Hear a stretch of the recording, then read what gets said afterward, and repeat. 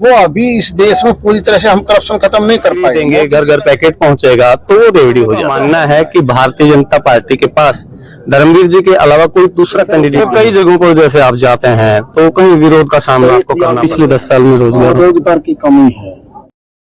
जो आपका आज हमारे है 2 मंडल वहाँ थे, 2 मंडल यहाँ पर, और इससे पहले हमने ये 7 विधानसभा के सभी मंडलों की वर्कर मीटिंग, और आप लोगों ने भी देखी होगी, क्योंकि चुनाव आयोग ने बहुत पहले ही तारीखें घोषित कर दी थी, और क्योंकि उत्तरी भारत में खासकर हरियाणा प्रदेश में फसल का टाइम है, लोग काम में लगे हुए हैं। लगता मुझे कि 10 दिन और उनको समय नहीं मिलेगा, इसलिए हमने तीनों जिलों में पहले डिस्ट्रिक्ट।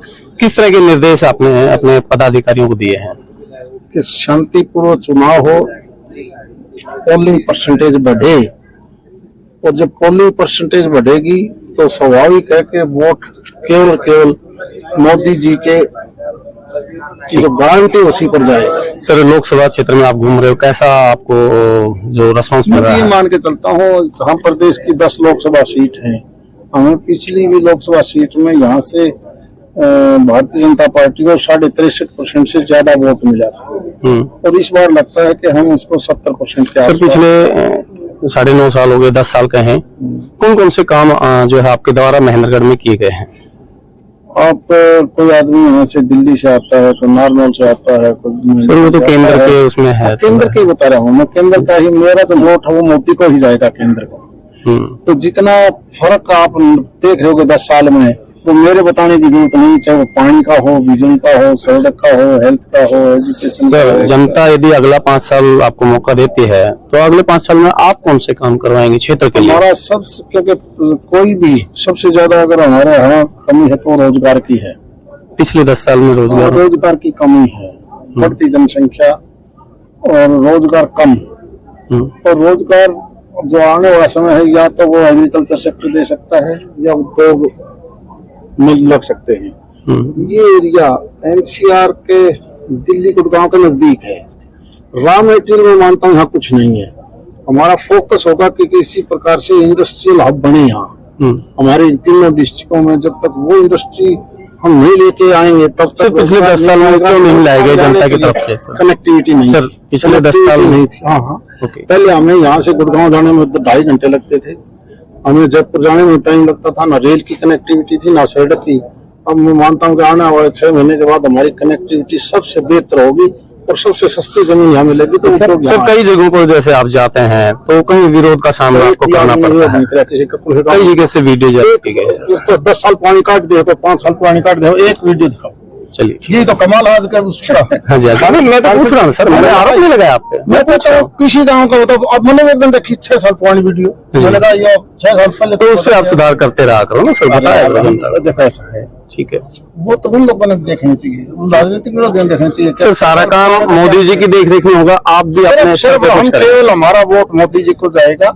हमने कानून बनाने हैं तो देश के लिए बनाने हैं। कुछ लोगों का मानना है कि भारतीय जनता पार्टी के पास धर्मवीर जी के अलावा कोई दूसरा कैंडिडेट नहीं है क्या? क्योंकि अगर भारतीय जनता पार्टी आपको भी टिकट देती तो आप भी मेरे जितने वोट से जीतते। पहले से नारनौल से चेयरपर्सन आपकी पार्टी में शामिल हुई है, क्या कहेंगे आप? मेरे नोटिस में नहीं है। अच्छा सांसद जी, अभी आपने कहा कि 80 करोड़ लोगों को 5 किलो अनाज अगले 5 साल तक, आप कह रहे हो विश्व गुरु बन गया, विकास हो गया, तो कहाँ हो गया? आधी से ज्यादा भी आबादी को हम जो 5 किलो अनाज दे रहे हैं अगले 5 साल तक भी देंगे। एक चीज बताइए, आप एक गरीब आदमी है, कोविड जैसे टाइम पर जब काम नहीं था, और आज अगर उसको हम जो अनाज के हमारे भंडार भरे पड़े हैं, क्या उस अनाज के भंडार को हम छड़ने देंगे? अगर उनको हम फ्री ऑफ कॉस्ट देंगे तो इसी देश से रेवड़ी बांटने की जहाँ तक बात आती है, दूसरे पार्टियों पर आरोप लगाए जाते हैं कि रेवड़ियां बांटने का काम, क्या रेवड़ी में शामिल नहीं है? हमारे देश का अन्नदाता ने किसान ने अनाज पैदा किया है, इस देश के उस मजदूर को देना चाहते हैं जिनके पास। सर एक आम आदमी को अगर बिजली और पानी जैसे सुविधाएं फ्री दी जाती हैं दूसरे स्टेट में, दूसरी पार्टी की जहाँ पर सत्ता है, तो यहाँ भी दिया जा सकता है। कौन सी स्टेट की बात करूं? मैं दिल्ली की बात कर रहा हूँ। सर एक बात मेरी सुनोगे जरूर। पहले दिल्ली के अंदर फ्री केवल दी है दूसरों से लेकर पैसे लेके। उदाहरण के तौर पर वहाँ इंडस्ट्रियल सेक्टर में 18 रुपए यूनिट सारी इंडस्ट्री भागने लगी। हम दे रहे हैं 7 रुपए इंडस्ट्री को, वही पैसा उन पर डाल दिया जिसकी वजह से वहां का इंडस्ट्री बैठ गया। हरियाणा में तो बिजली के बिल बहुत ज्यादा आ रहे मैं हैं। कहता हूँ यहाँ 7 रुपए है इंडस्ट्री का, पूछो दिल्ली में पूछो 17.5 रुपए है।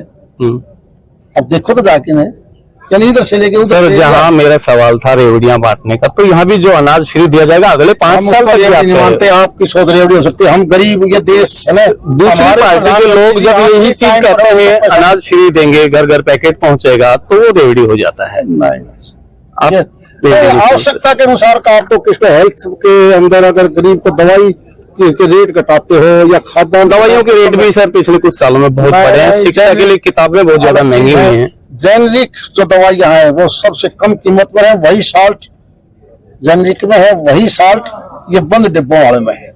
सर जैसे आयुष्मान कार्ड आपकी सरकार ने बनाया है जी, तो यही जितना पैसा आयुष्मान कार्ड का कई जगह मिसयूज होते हुए भी देखा गया है, इस सरकारी स्थलों पर क्यों नहीं लगाया जाता? ऐसा है, आज सरकारी हॉस्पिटल की बजाय प्राइवेट हॉस्पिटल 20 और 80 का अनुपात है। अभी मेडिकल कॉलेज बनने शुरू हुए हैं सारे देश में, पहले नहीं थे। वहां से जब बच्चे पढ़ेंगे, डॉक्टर बनेंगे, तो सरकारी हॉस्पिटलों की संख्या और मरीज वहां जाएगा। अभी प्राइवेट सेक्टर में ज्यादा है। ठीक बात है कि जो पैनल में हॉस्पिटल है वो अभी इस देश में पूरी तरह से हम करप्शन खत्म नहीं कर पाए। मोदी जी का यही सपना है कि हमने इस करप्शन को 0 पे लेके आना है। धन्यवाद। Okay, thank you.